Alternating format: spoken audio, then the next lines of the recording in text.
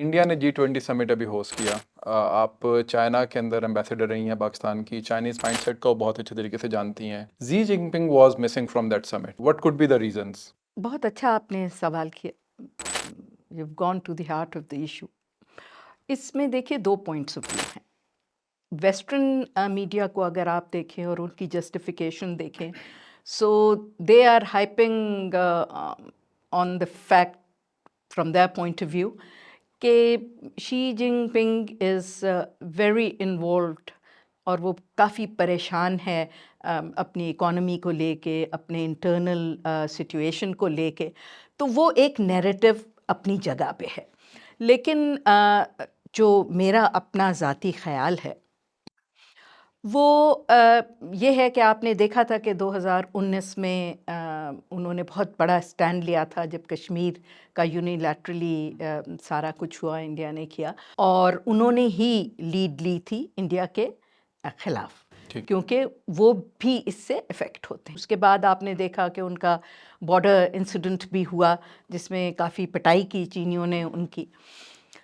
اور اگر اس کو آپ براڈر پرسپیکٹو میں دیکھیے تو اس وقت ہندوستان جو ہے یا بھارت جیسے اب اسے کہہ رہے ہیں وہ امریکن کیمپ میں بہت مضبوطی سے اپنا اس نے مقام بنا لیا ہے. ٹھیک ہے. اور جیسے جیسے یہ امریکہ کا جو کانفنٹریشن ہے وہ چین کے ساتھ بڑھتی جا رہی ہے. ظاہر سی بات ہے، ایک آپ کو سب کو معلوم ہے کہ ایک اسٹریٹجک شفٹ آ رہا ہے دنیا میں. ابھی حالات کچھ فلکس میں ہیں، لیکن اکنامک اور پولیٹیکل سینٹر تو اٹلانٹک سے پیسیفک میں شفٹ ہو ہی رہا ہے.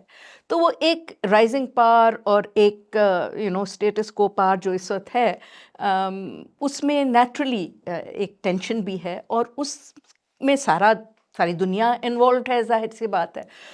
تو انڈیا جیسے جیسے ویسٹرن کیمپ کی زبان بولتا ہے تو ظاہر سی بات ہے کہ چین کو اس پہ اعتراض بھی ہوتا ہے.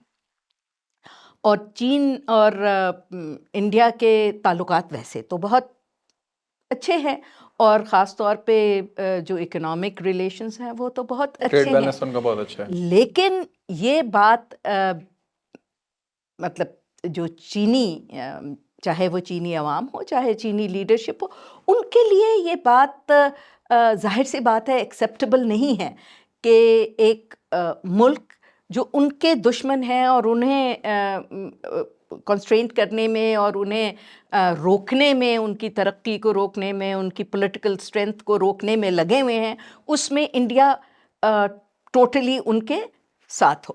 تو اگر آپ اس تنازل میں دیکھیں تو میرے خیال سے یہ ایک بہت سٹل میسج دیا ہے شی جن پنگ نے کہ خاص طور پہ مودی صاحب کو اور انڈیا کو کہ you should remain with in your shoes. مطلب آپ اپنے قد سے زیادہ بڑھ کے جو ہے وہ پنچ کرنے کی کوشش نہ کیجیے. کیونکہ دیکھیے برکس میں بھی شی جن پنگ صاحب گئے تھے، اور اس کے بعد ابھی بھی ان کی ایکٹیویٹیز ود ان چائنا بہت زیادہ ہیں. سارے پروونسز کو وزٹ کر رہے ہیں، سب کچھ تھنگز آر انڈر کنٹرول. تو ایسی تو کوئی وجہ نہیں ہے کہ کوئی چین میں انقلاب آیا ہوا ہے اور کوئی اکانومی ان کی ڈوب گئی ہے. ایسی تو کوئی بات نہیں ہے کہ وہ سمٹ میں نہیں جا سکتے تھے. تو آئی تھنک یہ بہت امپورٹنٹ میسج گیا ہے شی جن پنگ کے صاحب کے لحاظ سے. دوسرا آئی تھنک ایک اور چیز جو بہت امپورٹنٹ ہے کہ دیکھیں ٹریڈیشنلی چائنا جو ہے وہ ہے voice of the global south, اور ابھی بھی چین اپنے آپ کو کہتا ہے کہ ہم ڈیولپنگ ورلڈ ہے، اور ہمیشہ وہ ساؤتھ ساؤتھ کوآپریشن کی اور سب چیزوں کی بات کرتا ہے. اب انڈیا نے پہلی دفعہ کہنا شروع کیا ہے کہ جی ہم جو ہے وہ گلوبل ساؤتھ کی آواز ہے، تو وہ چائنا کو اپ سٹیج کرنے کی کوشش کر رہا ہے، جو کہ ظاہر سی بات ہے نہیں.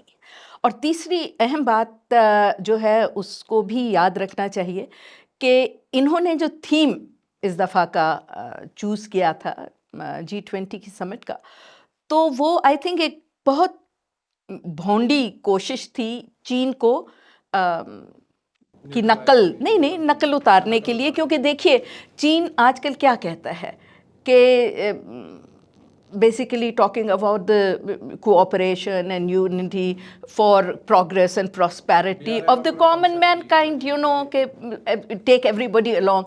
انہوں نے کیا کیا، انہوں نے بھی وہی کہنا شروع کیا ہے کہ جی one earth, one family, one whatever one, ون فیوچر.